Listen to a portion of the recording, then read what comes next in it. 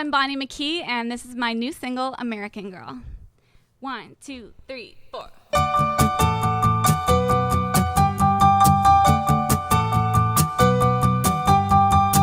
I fell in love in a 7-Eleven parking lot. Sat on the curb drinking Slurpees we mixed with alcohol. We talked The gorgeous, about lovely all Bonnie the dreams. McKee. Oh, stop it. I mean it, you are. Thank you. And very funky. Oh, thank you. Funky. Funky. That's Look a at new this word to outfit. describe me. Look Thank at this you. outfit. This Yeah, is, you were got just my- explaining how your jacket's very heavy. It's very lopsidedly heavy, but The price that you pay for fashion. exactly. And you're blowing up right now, but you started so long ago. Mm-hmm. And the story is quite interesting. Tell us how this all started for you. Well, I started out as an artist originally. I moved to Los Angeles at 16 and got a record deal. And when that didn't work out, I started writing songs for the people. I was just broke and needed the money, and then it ended up really working out for me. So I was lucky enough to work with. Yeah, I got lucky and got in the studio with Dr. Luke and Max Martin and Katy Perry and all these people. So I've been very fortunate in my songwriting career.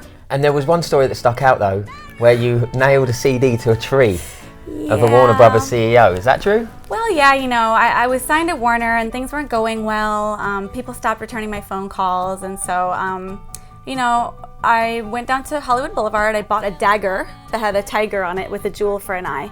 And then I went to the CEO's house in the middle of the night and I stabbed a CD of my songs into a tree in front of his Thankfully, front door. it was a tree. The story ended with a tree. With a tree, yes. And then he came out the next morning and it was his kid's first day of school and everyone ran screaming and thought a maniac came in the middle of the night, which they were right about.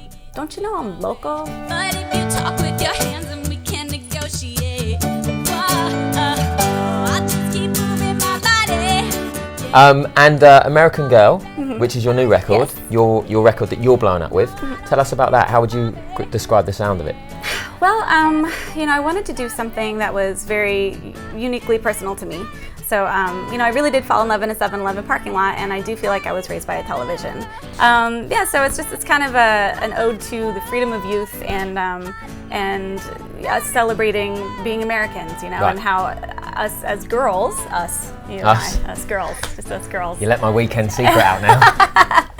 How we can do anything in this country and celebrating Girl those freedoms. power. Yeah, exactly, girl power. And an American girl, hot-blooded and I'm ready to go. Songwriting side, is it hard when you write a song and then you hear someone else sing it? Because you've obviously created this little baby and then you give it to someone.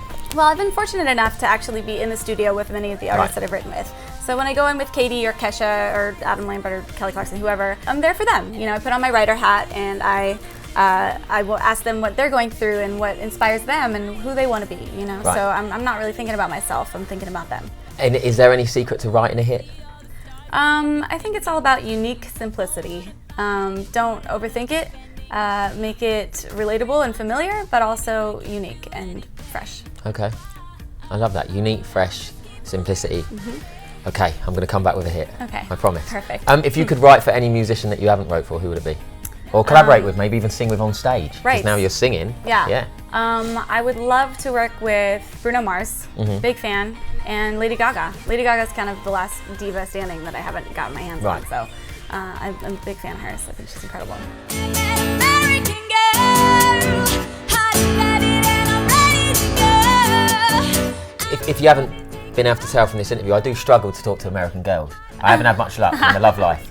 So we're going to play a little game, which is where I'm getting advice from you, okay? Just a few little things. Right, what do American girls love to do on a first date? Probably I would say drink. That would be my... Why haven't we been getting along then? I'm British. We should have been a match made in heaven. What is the one food American girls typically like to eat?